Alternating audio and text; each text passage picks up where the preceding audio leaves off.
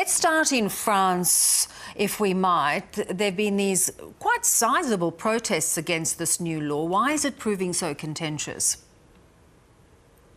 Well, I mean, it's a long kind of descent towards far-right politics in many ways, and that's very much the next step. And I think that has surprised a lot of people because it seems like Emmanuel Macron has gone further than many expected in many ways, and he has proposed this law with his government that really seems to enshrine a lot of the discourse of the far-right Rassemblement National. And in fact, Marine Le Pen herself has called it an ideological victory because she feels that actually what this law does is very much push forward something that the Rassemblement National and even the Front National of her father had been trying to push for a very long time, which is the concept of national preference, which means that certain things should be reserved to French people as opposed to being reserved to anyone who actually needs them. It is interesting, Aurelien, because while, as you say, it panders potentially to the far right, and they are a growing group that are of concern to Macron, it also alienates so many other people. Absolutely. And I think it's very short-termistic from my point of view and based on my research in many ways. What Macron is trying to do here is to tap into the far-right electorate. But that far-right electorate, even though it's been growing over the years and even decades, it still remains fairly marginal. And I think what Macron is doing here is alienating, as you said, many people who are against this law and against this anti-immigration sentiment. But it's also normalizing this kind of discourse. So therefore, it's emboldening people on the far right who then will be taking action because they will feel justified by what actually is not just said by the far right, but also said now by the president of France, who considers himself and portrays himself as a centrist. What is it actually going to mean for immigration in France? Well, it's hard to know at this stage. I mean, it will create a climate of fear, for sure, and that will have definite repercussions on many people who are considered, who are immigrants or considered immigrants or seen as immigrants in France. So let's not forget that this is a racializing issue as well. You don't have to be an immigrant to suffer from the consequences here, of course.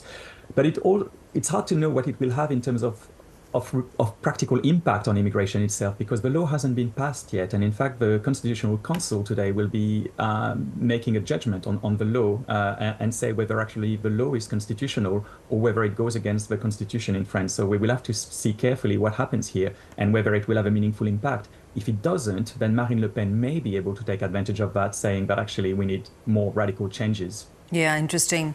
Let's look at Germany now. This case of this sort of growing populist party is also quite shocking.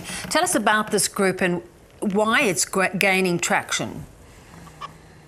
Well, again, we need to look at history here. So the AfD, Alternative for Germany, was funded as a Eurosceptic party.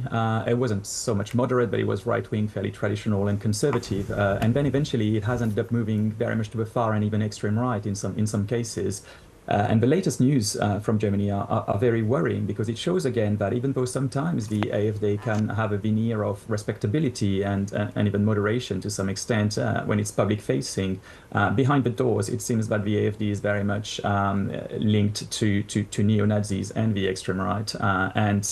This shouldn't come as a surprise. I think one of the mistakes that have been made in responding to the rise of far-right politics in Europe and in other countries as well has been to accept at face value their discourse of moderation without actually looking at the history and without looking at actually what is happening behind closed doors. So hopefully this is a wake-up call for Germany.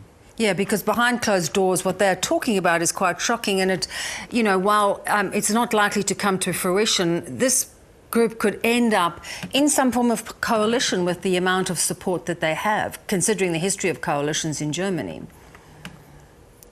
Possibly. I think we will have to see what happens. What is likely to happen is that they might rise in the polls if nothing is done. And I think what I've been looking at in my research and what I've been trying to show in my research in many ways is that the rise of the far right is not inevitable in many ways. And the far right rises if the mainstream allows it to rise. So again, I'm really hoping that this will be a wake-up call for various parties, movements, organizations in Germany to stop mainstreaming far right politics, to stop absorbing far right politics, to stop aping their discourse, and to take a stand against this politics, because these politics are dangerous. They have clear repercussions on many communities, but also on democracy more widely. Yeah, it's a very interesting point.